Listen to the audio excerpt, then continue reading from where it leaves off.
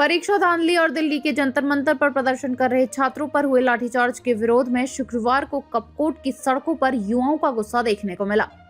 NSUI के जिलाध्यक्ष कमलेश कड़िया के नेतृत्व में दर्जनों युवा और युवतियों ने कपकोट तिराहे पर एकत्र होकर केंद्र सरकार, केंद्रीय शिक्षा मंत्री धर्मेंद्र प्रधान और पुलिस प्रशासन के खिलाफ उग्र प्रदर्शन किया।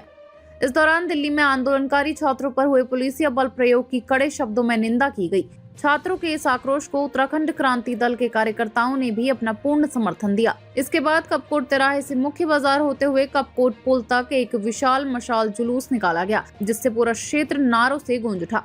प्रदर्शनकारियों को संबोधित करते हुए जिलाध्यक्ष कमलेश कड़िया ने कहा कि नीट परीक्षा लीक मामले ने देश के लाखों होनहार छात्रों के भविष्य पर सवालिया निशान लगा दिया है। जब छात्र अपने हक के लिए शांतिपूर्ण ढंग से आवाज उठा रहे हैं तो उन पर लाठियां बरसाई जा रही हैं। उन्होंने आरोप लगाया कि केंद्र सरकार और शिक्षा मंत्रालय भ्रष्टाचार को छिपाने के लिए तानाशाही रवैया अपना रही हैं, जिसे बर्दाश्त नहीं किया जाएगा। जुलूस में शामिल युवाओं और यूकेडी नेताओं ने एक स्वर में मांग की कि नीट परीक्षा में हुई धांधली की निष्पक्ष जांच कराई जाए और केंद्रीय शिक्षा मंत्री तत्काल अपने पद से इस्तीफा दें। उन्होंने चेतावनी दी कि यदि छात्रों को जल्द न्याय नहीं मिला और लाठीचार्ज करने वाले पुलिसकर्मियों पर कार्रवाई नहीं हुई तो इस आंदोलन को उग्र रूप देकर पूरे प्रदेश में व्यापक प्रदर्शन किया जाएगा। मैं इस समय इस प्रोटेस्ट का हिस्सा बना हूं क्योंकि आजकल स्टूडेंट बहुत ज़्यादा परेशान है। जैसे कि आपने देखा होगा अभी दिल्ली में प्रोटेस्ट किया गया और उस प्रोटेस्ट के अगले ही दिन न्यूज़ आई कि उत्तराखंड में यूटीयू का एग्ज़ाम लीक हो गया। अगर ऐसे ही ये लोग एग्ज़ाम लीक करते गए तो कैसे स्टूडेंट का जो हमारा भविष्य है वो बचेगा।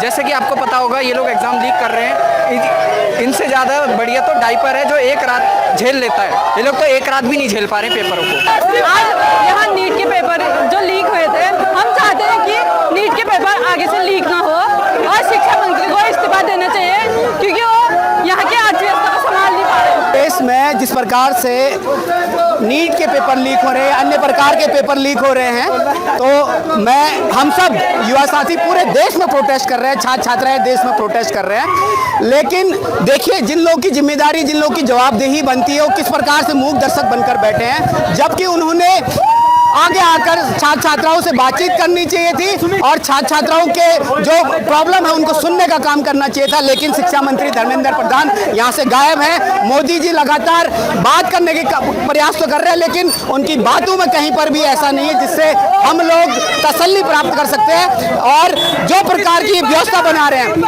और हम इनसे यही कहना चाहते हैं कि आप अगर जवाबदेही नहीं ले सकते, आप अगर जिम्मेदारी नहीं ले सकते तो आपने सत्ता में नहीं बैठना चाहिए। आज से पूर्व में भी कई सरकारें रही है, कई प्रधानमंत्री रहे, कई शिक्षा मंत्री रहे, उनकी भी जिम्मेदारी तय हुई थी। उन लोगों ने भी अपने कई कारणों में उन्होंने इस्तीफा देने का काम किया। तो आज क्या ऐसा माहौल बनाया जा रहा है? ये लोकतंत्र है और लोकतंत्र की जो बुनियाद होती है उसमें जिम्मेदारी और जवाबदेही होती है। आपको भी वो जवाबदेही तय करनी पड़ेगी वरना ये मसाले आपके घरों तक आने का काम करेंगे। इनकलाब जिंदाबाद।